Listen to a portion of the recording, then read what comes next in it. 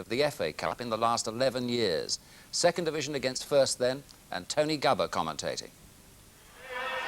4 First Division teams have lost cup ties at Valley Parade in the last 18 months, and there's a capacity 16,000 crowd to see if Tottenham can survive today, where Newcastle, Southampton, Oxford and most recently Everton have all lost.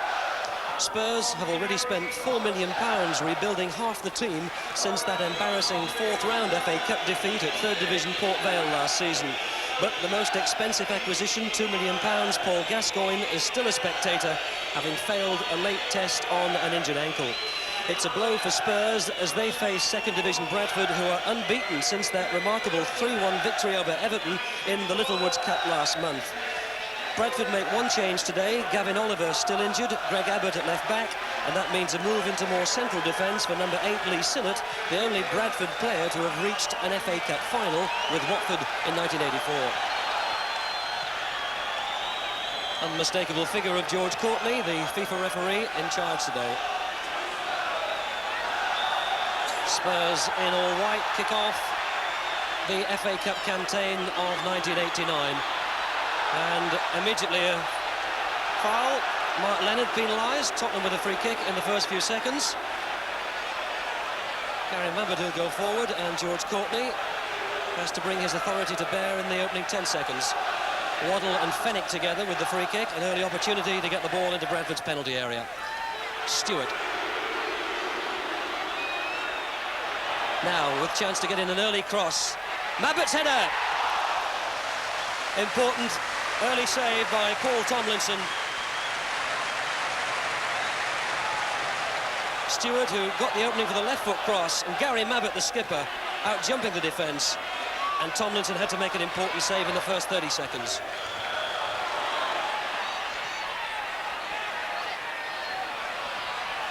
Jackson was in. And continues a forward run, fed by Leonard. He's got Ormonroyd to look for. Here he is! Butters in to make an important tackle. He's done really well, Guy Butters, for Spurs since he came in to replace the injured Gary Stevens. And he never let Ian Ormonroyd get anywhere away from him. 6 is Evans. 3 is Abbott. 11 is Leonard. Good build-up by Bradford. Palin. He showed too much of that to Butters. And now Stewart on a chase. Oh, and he's got the legs of Evans, and the tackle from the back. Well, Stewart thinks it should have been a free kick for Tottenham just outside the penalty area.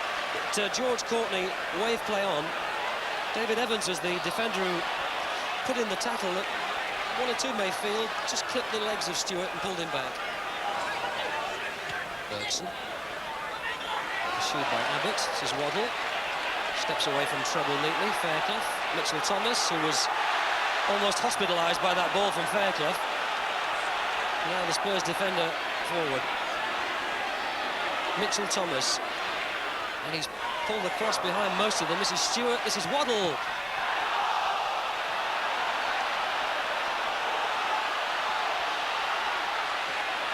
Oh, there's a break on now. This is Banks.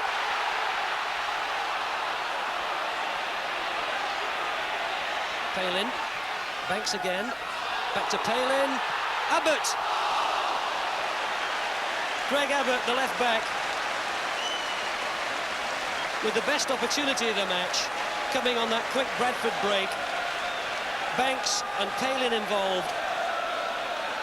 The little flick through by Banks was to try and find Palin. It came away from him and fell for the fullback, whose first-time shot wasn't far enough to either side of Bobby Mims. And the gentleman to the right as we look there, with his, he had his hand against his mouth. That's Brian Edwards, the Bradford physiotherapist, just looking up. The only man on the Bradford staff to have a FA Cup winners' medal back in 1958 with Bolton. Now, Mark Leonard. Well, that might turn out to be a good ball out to Mitchell. Well, I think Mitchell let that go, thinking it had been deflected and would be a Bradford throw. George Courtney telling Mitchell Thomas to get on with it. And Walsh penalised. Bradford with a free kick. Just over 5 minutes to go to half-time, and still no score. And Guy Butters again has gone with the big centre-forward Ormonroyd, and he's following him out of the penalty area. It's Ormonroyd's little flick header. Leonard! Well, that's the tactic for Bradford. Look for the big, tall, 6'4" Ian Ormonroyd, and those little flick-ons might just produce the goal. That one to Mark Leonard, who couldn't quite turn and get enough power into the shot to beat Bobby Mims. Tomlinson's come a long way out of his goal. He gathered it well.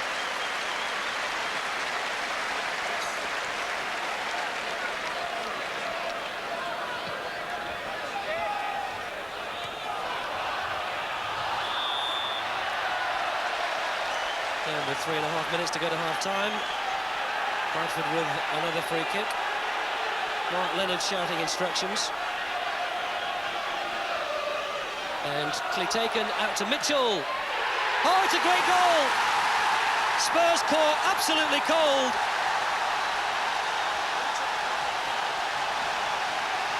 Well, that's the goal that Bradford have been looking for. And didn't they catch Tottenham on their heels? Spurs were walking back into defensive positions. I think it was Mick Kennedy who took the free kick so quickly. He just played it out right. There it is. It is Kennedy, the captain, and he spotted Mitchell, the fullback, coming up, whose shot wasn't hit all that strong, but it was perfectly placed wide of Mims. Bradford ahead 1-0. And that is exactly what this third-round cup tie required. Well, we're going to Wembley is the chant from the Bradford crowd, and with their side already into the quarter-finals of the Littlewoods Cup, and leading First Division Tottenham 1-0 at half-time in this third-round FA Cup tie, they may well prove to be right. Terry Venables with lots to think about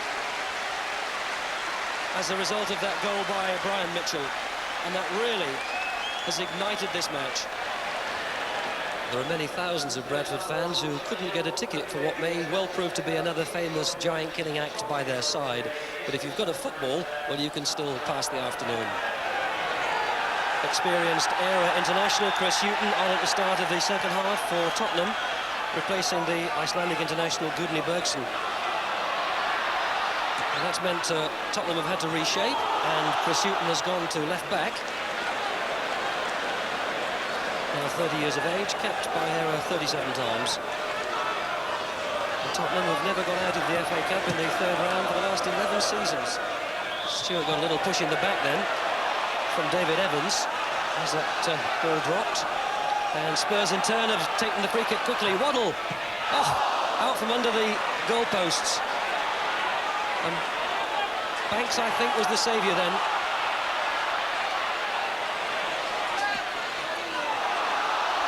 Leonard pops up on the right, shadowed by Fairclough. And that'll be Bradford's throw. Mark Leonard switching sides.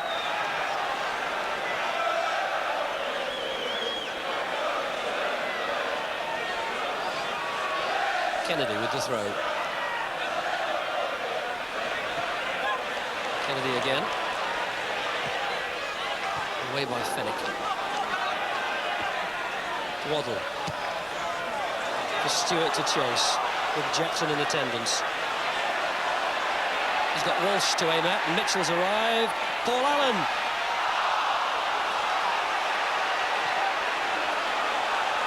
They've come out fired up at the start of the second half, Tottenham, and they'll know they've got to get back into this match quickly. Fennick.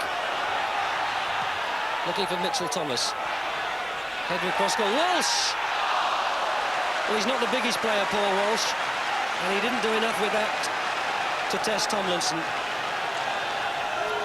Mitchell Thomas popping up on the right now. He's gone to right back to replace Gudni Bergson, taken off at half-time. Evans puts it into touch.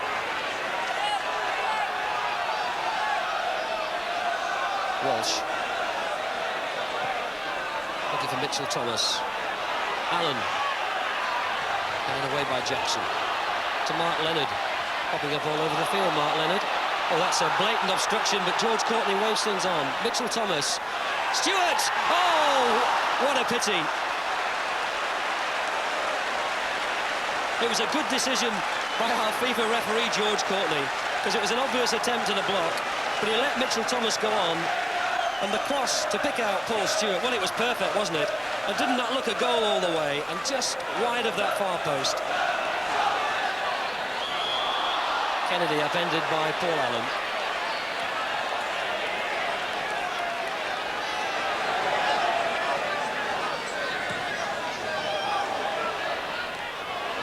Leonard. Palin. Leonard, neat turn, but the flag's gone up. Won't count. The flag went up on this near side. And one would have to say, the linesman there, Terry Lynch, put the flag up immediately.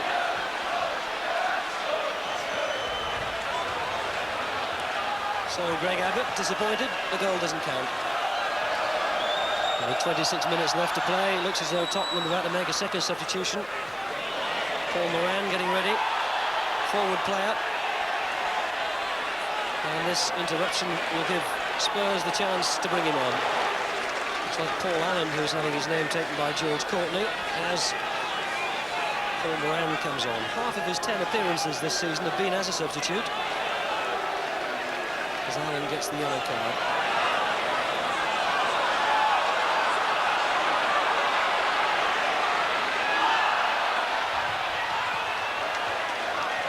Bradford are defending like tigers, and Fairclough was holding back Leonard. And, well, now there's a problem here.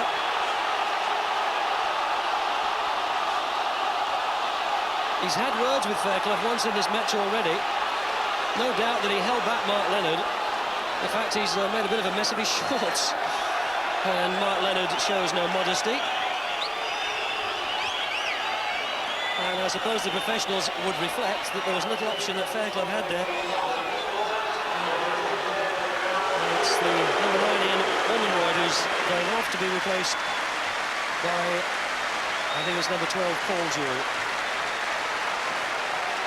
Gets last-minute instructions.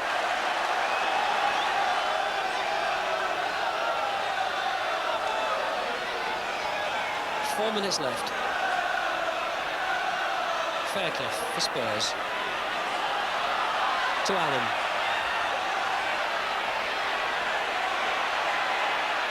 To Waddle. Moran on the right. Now gone inside. And that looks like obstruction. Terry Fenwick's gone forward to protest, but I don't think Spurs could expect any more from that. It was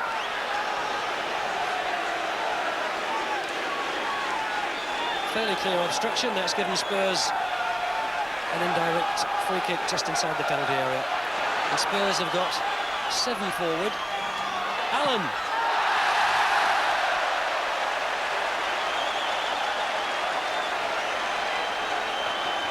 Paul Allen's shot was always high and handsome. George Courtney looks at the watch. And there it is, a famous victory for Bradford, where others have fallen in the past. Now it's the turn of Tottenham, and who will relish a 4th round draw that brings them to Valley Parade? Brian Mitchell's goal, a great strike just before half-time. Terry Venables walks away.